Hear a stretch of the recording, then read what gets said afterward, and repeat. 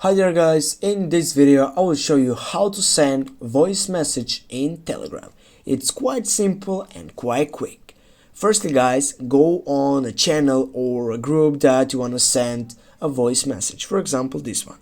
Now click to type something, and as you can see on my right side I have a microphone and I need just to tap on him, and here as you can see that the microphone has been changed to a video. Now if I tap again it's changed to a video, if I go again it's a microphone.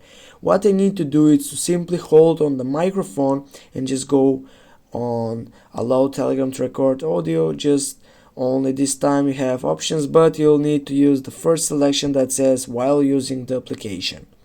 Now go again and click on the microphone, just hold on it, and with that you're locking the recording by selecting the light up.